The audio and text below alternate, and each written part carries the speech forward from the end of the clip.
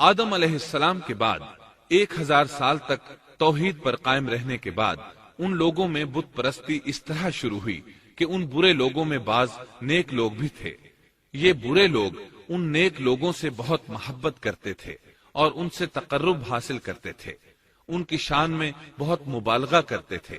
جیسا کہ آج کل بعض لوگ علماء اور صالحین کی مدح سرائی میں زمین و آسمان کے قلابے ملاتے ہیں۔ یہی چیز بعد میں شرک کا ذریعہ بنی۔ امام بخاری رحمت اللہ علیہ نے سورہ نوح آیت 23 میں اللہ کے فرمان اور انہوں نے کہا کہ ہرگز اپنے معبودوں کو نہ چھوڑنا اور نہ ود اور سوا اور یغوث اور یعوق اور نصر کو چھوڑنا کی تفسیر کرتے ہوئے ابن عباس رضی اللہ عنہما سے روایت کی ہے۔ وہ فرماتے ہیں کہ یہ نوح علیہ السلام کی قوم کے بعض نیک آدمیوں کے نام ہیں۔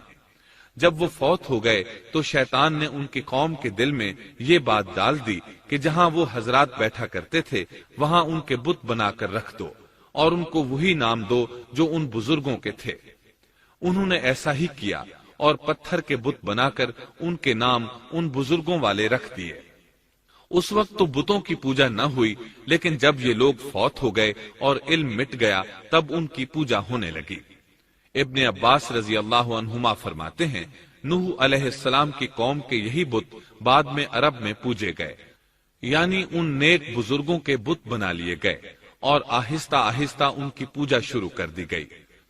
اور سب لوگوں نے ایک اللہ کی عبادت سے انکار کر دیا۔ نوح علیہ السلام اکیلے اس دنیا میں موحد اور توحید پرست باقی رہ گئے۔ نوح علیہ السلام کا نسب کچھ یوں ہے: نوح بن لامک بن متو شلح بن ادریس۔ اس طرح ادریس علیہ السلام ان کے پردادا ہوئے۔ اس وقت لوگوں کی عمریں بہت طویل ہوتی تھیں، اس لیے ہم کہہ سکتے ہیں کہ ادریس علیہ السلام کئی 100 سال زندہ رہے اور نوح علیہ السلام 1000 سال سے بھی زیادہ عرصہ زندہ رہے۔ عمریں لمبی ہونے کی وجہ سے ادریس علیہ السلام اور نوح علیہ السلام کے درمیان کافی مدت بنتی ہے، اور اسی مدت کے دوران کفر و شرک نے زور پکڑا اور بتوں کی عبادت شروع ہو گئی۔ تب اللہ تعالیٰ نے نوح علیہ السلام کو زمین میں مبعوث فرمایا۔ ابن عباس رضی اللہ عنہما سے روایت ہے کہ نبی صلی اللہ علیہ وسلم نے فرمایا آدم علیہ السلام اور نوح علیہ السلام کے درمیان 10 قرن تھے۔ ایک قرن 100 سال کا ہوتا ہے۔ آدم علیہ السلام کے 1000 سال بعد تک لوگ توحید پر قائم رہے، پھر آہستہ آہستہ شیطان نے انہیں شرک کے راستے پر ڈال دیا، شرک عام ہو گیا، ایک اللہ کی عبادت بالکل ختم ہو کر رہ گئی۔ تب اللہ نے نوح علیہ السلام کو مبعوث فرمایا، انہوں نے اللہ کی طرف دعوت دی، انہوں نے بہت مشقت اٹھائی، جیسا کہ سورہ نوح میں اللہ فرماتے ہیں اللہ تعالیٰ بخشش اور رحم کرنے والے کے نام سے شروع کرتا ہوں۔ یقیناً ہم نے نوح کو ان کی قوم کی طرف بھیجا کہ اپنی قوم کو ڈراؤ اور خبردار کر دو، اس سے پہلے کہ ان کے پاس دردناک عذاب آ جائے۔ نوح نے کہا اے میری قوم، میں تمہیں صاف صاف ڈرانے والا ہوں کہ تم اللہ کی عبادت کرو اور اس سے ڈرا کرو اور میرا کہنا مانو، تو وہ تمہارے گناہ بخش دے گا اور تمہیں ایک وقت مقررہ تک چھوڑ دے گا۔ یقیناً اللہ کا وعدہ جب آ جاتا ہے تو موقوف نہیں ہوتا، کاش تمہیں سمجھ ہوتی۔ نوح علیہ السلام تبلیغ کے سلسلے میں سخت محنت کرتے، دن رات لوگوں کے گھروں اور ان کے اجتماعات میں جا جا کر انہیں دعوت دیتے۔ آپ انہیں اعلانیہ اور پوشیدہ طور پر دعوت دیتے، یہاں تک کہ دعوت دیتے دیتے انہیں 950 سال گزر گئے، لیکن سوائے چند لوگوں کے کوئی ایمان نہ لایا۔ تب انہوں نے اللہ سے دعا کی اے میرے اللہ، میں نے اپنی قوم کو دن رات تیری طرف بلایا، لیکن میرے بلانے سے یہ اور زیادہ بھاگنے لگے۔ انہوں نے اپنے کانوں میں انگلیاں ٹھونس لیں، اپنے اوپر کپڑے اوڑھ لیے اور کہنے لگے ہم تیری شکل دیکھنا نہیں چاہتے۔ میرے اللہ، یہ لوگ تیری باتیں سننا پسند نہیں کرتے۔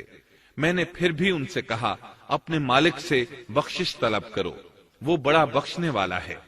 اس وقت نوح علیہ السلام کی قوم میں ایک بادشاہ تھا، وہ بہت مغرور تھا۔ وہ قوم سے کہنے لگا نوح کی باتوں پر کان نہ دھرنا اور نہ اس سے بحث کرنا، یہ جو کرتا ہے اسے کرنے دو، تم اپنے بتوں کی پوجا پر ڈٹے رہو۔ چنانچہ لوگوں نے نوح علیہ السلام کی باتوں کی طرف سے کان بند کر لیے۔ اپنے بادشاہ کی بات پر عمل کرنے لگے۔ تب نوح علیہ السلام نے اللہ سے فریاد کی، اے پروردگار، یہ میرا کہنا نہیں مانتے، ان لوگوں کی سنتے ہیں جن کی اولاد اور مال نے انہیں فائدہ تو نہ دیا، الٹا نقصان پہنچایا، اور انہوں نے میرے ساتھ بڑا داؤ کیا، یعنی دوسروں کو میرے درپے کر دیا، خود بھی مجھے ستانے میں کوئی کسر نہ چھوڑی، اور آپس میں ایک دوسرے سے کہنے لگے اپنے دیوتاؤں کو نہ چھوڑنا، نہ ود اور نہ سوا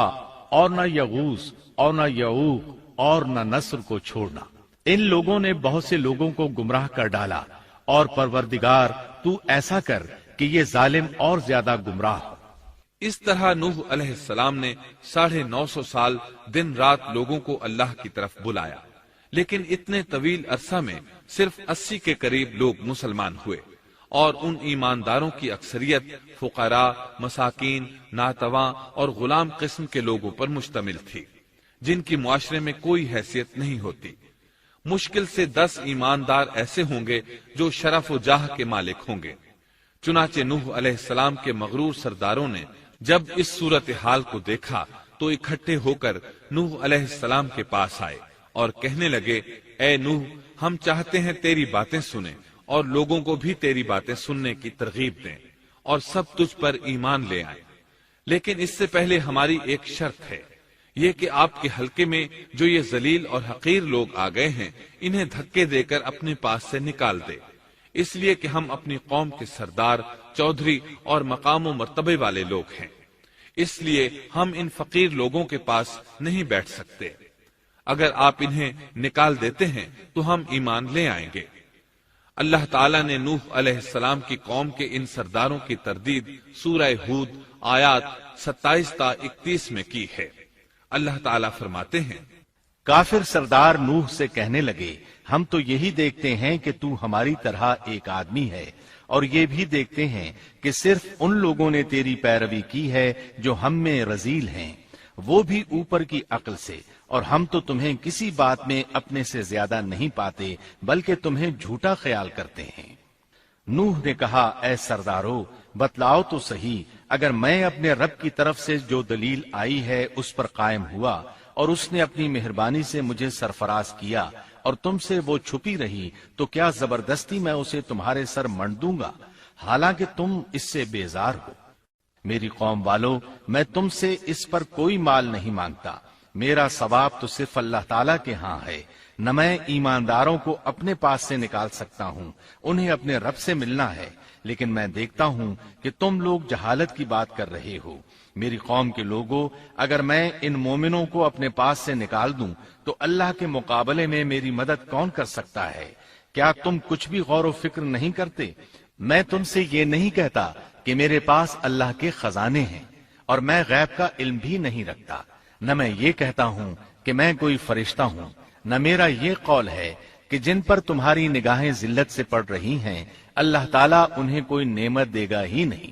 ان کے دل میں جو ہے اللہ اسے بخوبی جانتا ہے، اگر میں ایسی بات کہوں تو یقیناً میرا شمار ظالموں میں سے ہوگا۔ اس پر نوح علیہ السلام کی قوم اور اکڑ گئی اور وہ کہنے لگے، اے نوح، بس بہت ہو گیا، تو نے ہمیں بہت ڈرا دھمکا دیا، اب اگر تو سچا ہے تو جس چیز کا وعدہ تو ہم سے کرتا تھا اس کو لے آ۔ نوح علیہ السلام نے ان کی بات سن کر کہا، عذاب لانا تو اللہ کا کام ہے، اللہ کو کوئی عاجز نہیں کر سکتا، اور جب اس کا عذاب آ جائے گا تو کوئی بھاگ نہیں سکے گا۔ اس کے بعد نوح علیہ السلام کی قوم کا ان سے آمنا سامنا ہوا تو انہوں نے ان سے کہا، اے میری قوم، اگر تم پر یہ گراں گزرتا ہے کہ میں تم میں رہتا ہوں اور تمہیں اللہ کی باتیں سنا رہا ہوں، تم اس سے چڑھتے ہو اور مجھے نقصان پہنچانے کے درپے رہتے ہو، تو سنو، میں صاف کہتا ہوں، مجھے تمہارا کوئی خوف نہیں، تمہاری کوئی پرواہ نہیں، تم سے جو ہو سکے کر گزرو، میرا جو بگاڑ سکتے ہو بگاڑ لو، تم اپنے شریکوں اور جھوٹے معبودوں کو بھی بلا لو اور مل جل کر مشورے کر کے بات کھول کر پوری قوت کے ساتھ مجھ پر حملہ کرو، تمہیں قسم ہے تم میرا جو بگاڑ سکتے ہو بگاڑ لو، اس میں کوئی کسر اٹھا نہ رکھو، مجھے بالکل مہلت نہ دو، اچانک مجھے گھیر لو، میں بالکل بے خوف ہوں، اس لیے کہ تمہارے راستے کو میں باطل جانتا ہوں، میں حق پر ہوں، حق کا ساتھی اللہ ہوتا ہے، میرا بھروسہ اسی عظیم ذات پر ہے، مجھے اس کی قدرت کی بڑائی معلوم ہے۔ نوح علیہ السلام نے واضح الفاظ میں اپنی قوم کو چیلنج دیا، لیکن کسی میں طاقت نہ ہوئی کہ وہ نوح علیہ السلام کا مقابلہ کر سکے۔ چنانچہ کہنے لگے، اسے چھوڑ دو، یہ مجنون اور بے وقوف ہے، نعوذ باللہ۔ بہرحال معاملہ اسی طرز پر چلتا رہا، یہاں تک کہ سال ہر سال گزر گئے، لیکن کوئی مسلمان نہ ہوا۔ پھر پہاڑ پر رہنے والے لوگ روز بروز برائی میں ترقی کرتے چلے گئے، اور جو لوگ شروع میں ایمان لائے تھے ان کے علاوہ اور کوئی شخص ایمان نہ لایا۔ نوح علیہ السلام انہیں مسلسل دعوت دیتے رہے مگر بے اثر، یہاں تک کہ اللہ تعالیٰ نے نوح علیہ السلام کی طرف وحی کی کہ اب کوئی شخص ایمان نہیں لائے گا۔ اللہ تعالیٰ سورہ ہود میں فرماتے ہیں، نوح کی طرف وحی کی گئی کہ آپ کی قوم میں سے جو ایمان لا چکے ہیں ان کے سوا اور کوئی اب ایمان نہیں لائے گا۔